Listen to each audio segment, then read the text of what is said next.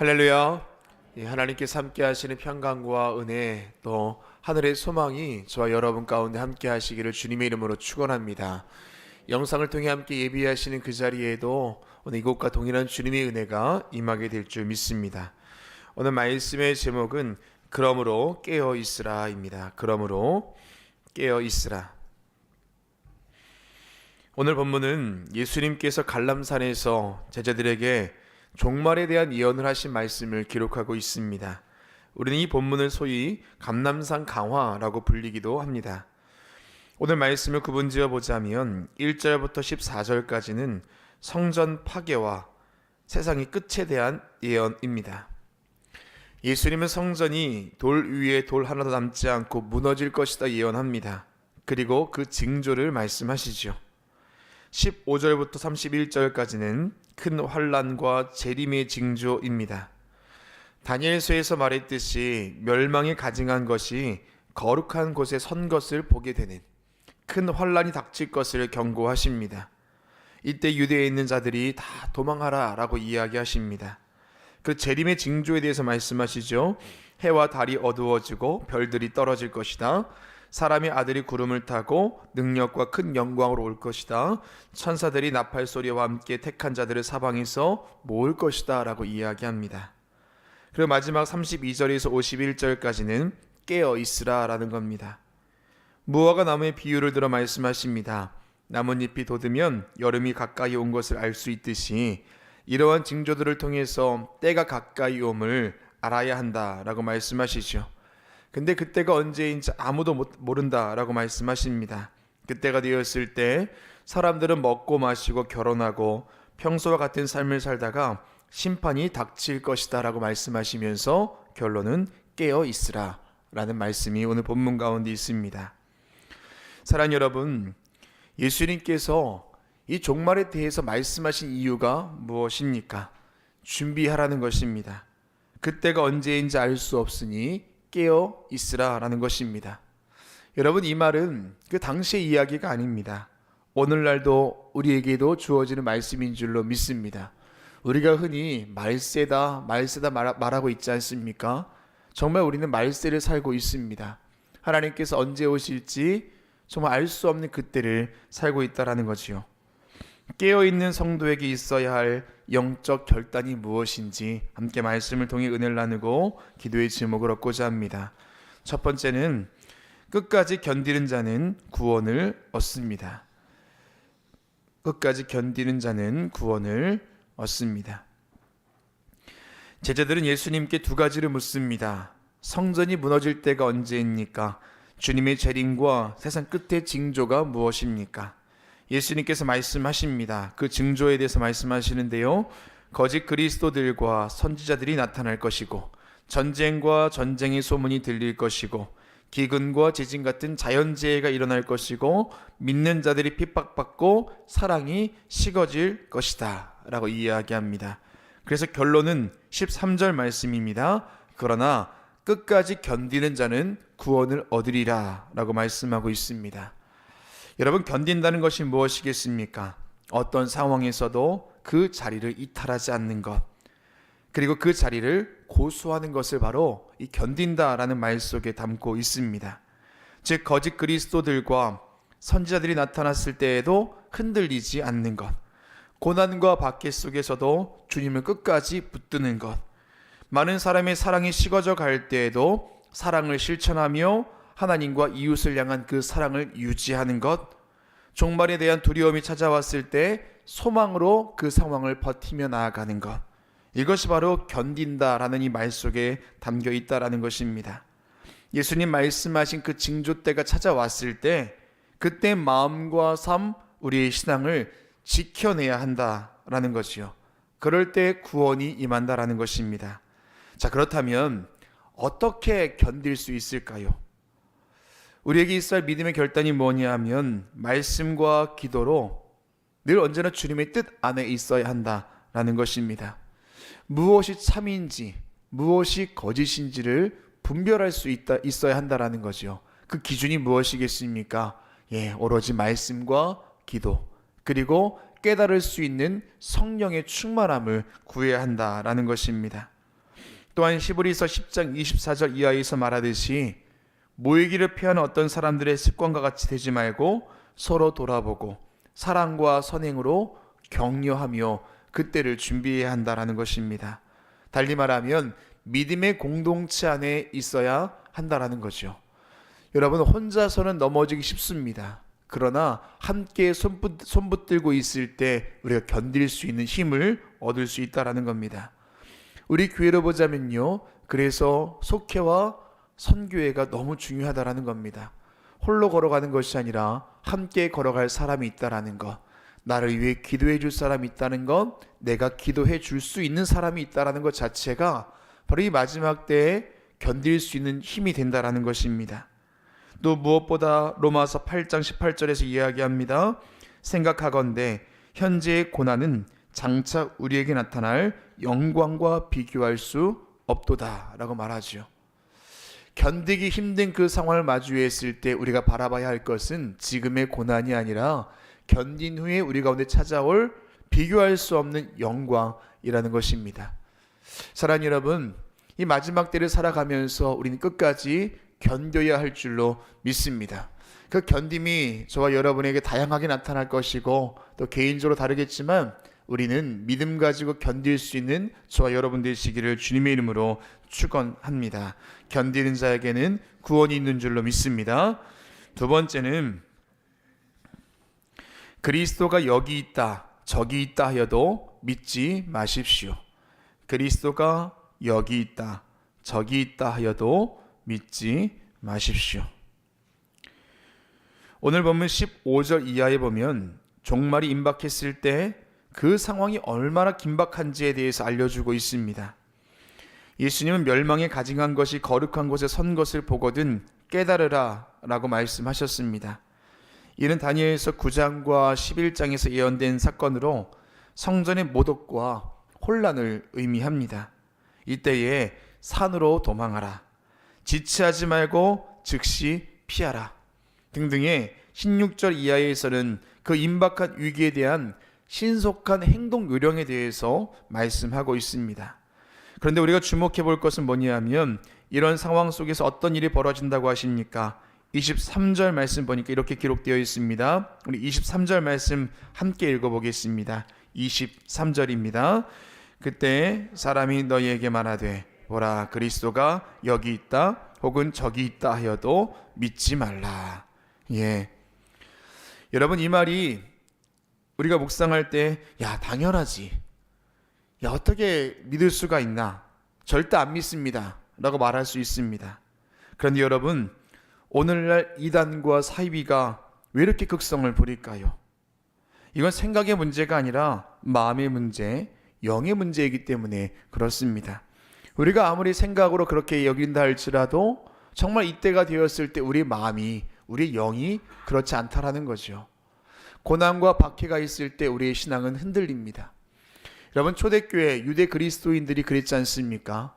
정말 뜨거운 믿음을 가지고 유대교회에서 개종하여 그리스도인이 되었는데 예수님 돌아가시고 예수님이 오시지 않자 그들의 신앙이 흔들립니다. 로마의 박해가 있고요, 삶이 어려워지자 또다시 그들은 유대교로 개종하는 일들이 비일비재했다라는 것입니다. 즉, 고난과 박해가 있을 때 우리는 영적인 허기짐을 마주하게 된다라는 것입니다. 너무 배가 고플 때 맛있어 보이는 음식이 앞에 있다라고 생각해 보십시오. 먹어보지 못한 음식인데 너무 배고파서 한번 집어 먹어봤습니다. 먹어보지 못한 음식인들 허기진 상태에서 그것이 얼마나 맛있겠습니까?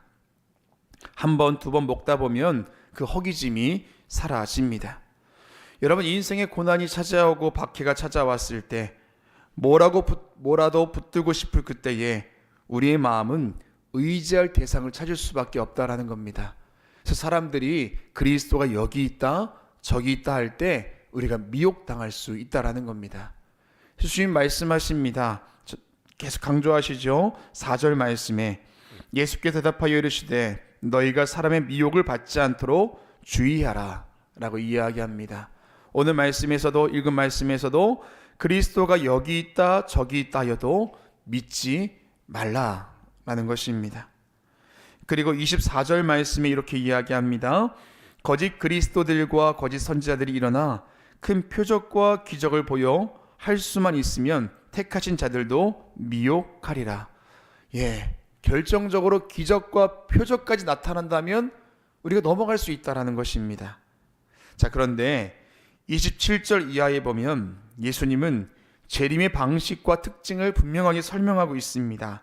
27절 말씀에 보면 번개가 동편에서 나서 서편까지 번쩍임같이 인자의 임함도 그러하리라.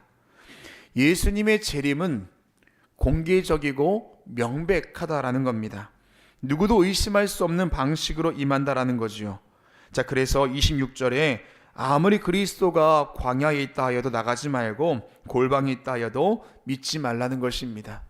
사랑하는 여러분, 영적으로 깨어있는 자는 예수님 다시 오실 그때, 마지막 때, 그 종말의 때가 언제인지 분명하게 알 수 있는 줄로 믿습니다. 우리가 이것일까 저것일까 고민하는 차원이 아니라 정말로 마지막 때가 왔구나라고 깨달아진다라는 거죠. 오늘날 우리가 살아가는 시대는 거짓 메시지가 넘쳐나는 시대입니다. 정말로 그리스도가 여기 있다 저기 있다는 시대입니다. 이때 여러분 어떻게 신앙을 지켜가고 계십니까? 오늘 말씀은 분명하게 이야기합니다. 깨어 있으라라는 겁니다. 견디는 차원이 아니라 담대히 싸워서 영적 자리를 확보해야 한다라는 겁니다. 믿음의 전신갑주를 입고 성령의 충만함으로 나가 싸워야 한다라는 거죠. 미혹해하는 영을 물리치고 믿음으로 굳게 서는 것. 이런 믿음이 저와 여러분 가운데 함께 하시기를 주님의 이름으로 축원합니다. 마지막 세 번째는 생각하지 않은 때가 오리니 준비하고 있으십시오. 생각하지 않은 때가 오리니 준비하고 있으십시오. 32절 이하에 보면 예수님은 무화과 나무의 비유를 통해서 종말의 징조를 깨달으라 하셨습니다. 무화과 나무의 가지가 연해지고 잎이 나면 여름이 가까이 온 줄 알 수 있듯이 징조가 나타났을 때 때가 왔구나라고 알 수 있어야 한다라는 겁니다. 그런데 계절이 변하는 것은 우리가 예상할 수 있습니다. 그런데 주님 다시 오실 것, 그 종말은 예상할 수 없다. 그날과 그때는 오직 아버지 우리 하나님만 아신다라고 36절에서 말합니다. 노아의 때처럼 사람들은 일상에 몰두하며 경고를 무시하다가 심판을 맞이했듯이 두 사람이 함께 있어도 하나는 데려가고 하나는 버려지는 때가 있다라는 겁니다. 우리 42절 말씀 같이 한번 읽겠습니다. 42절 말씀입니다. 그러므로 깨어있으라. 어느 날에 너희 주가 임할는지 너희가 알지 못함이니라. 자, 44절입니다. 이러므로 너희도 준비하고 있으라. 생각하지 않은 때가 인자가 오리라. 우리는 하나님의 때를 알 수 없지만 항상 준비된 자세로 있어야 한다라는 거죠. 그래서 내일 보실 말씀에는 그 준비하는 사람이 어떤 믿음을 가져야 되는지에 대해서 이야기하는데요. 그래서 성경은 그런 신앙을 이렇게 권면합니다. 깨어 있으라. 깨어 있으라. 여러분, 깨어 있으라 라는 이 말은 원어로 그레고레 이테라는 말의 원형 그레고리오라는 말을 쓰는데요. 신약 성경에서는 22번 이 말이 사용됩니다. 지켜보다, 주의하다, 경계하다 라는 의미입니다.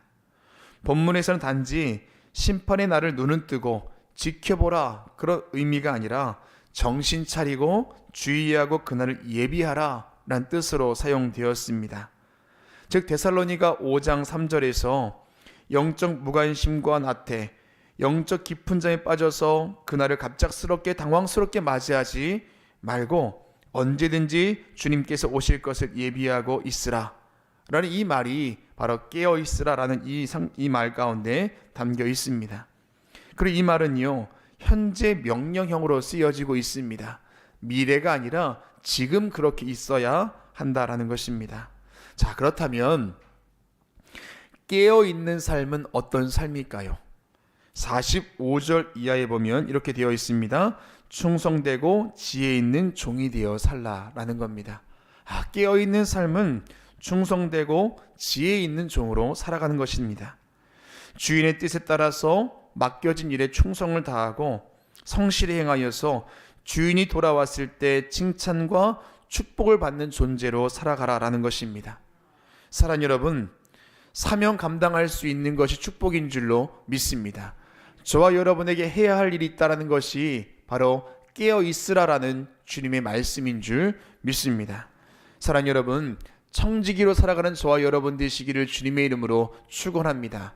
주님 부르실 때에 저는 힘듭니다, 할 수 없습니다가 아니라 주님 부르실 때에 할 수 있습니다라고 고백하는 것이 바로 깨어있는 신앙인의 모습이라는 것이요.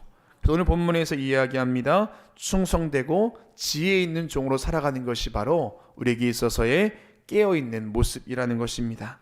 불러주심에 주님께서 쓰시겠다 하심에 감사하며 그렇게 깨어 살아가는 저와 여러분 되시기를 주님의 이름으로 축원합니다. 기도하겠습니다.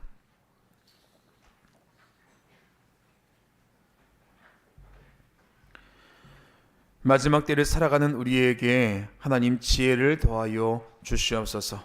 무엇이 옳은지 그른지를 분별할 수 있도록 말씀으로 함께 하시고 깨어 기도하게 하시며 늘 성령의 충만함을 구할 수 있도록 인도하여 주시옵소서. 그때가 가까이 왔을 때를 민감하게 알 수 있게 하셔서 우리가 당황하는 것이 아니라 정말 기쁨과 소망으로 그날을 맞이할 수 있도록 인도하여 주시옵소서. 하나님, 우리에게 하나님의 일들 감당할 수 있도록 능력과 힘을 더하여 주셔서 깨어있는 성도, 충성된 종으로 살아가는 모습으로 살아갈 수 있는 우리가 될 수 있도록 하나님께서 함께하여 주시옵소서. 오늘 이 새벽에도 주님 전에 나올 때 귀한 예물 드렸습니다.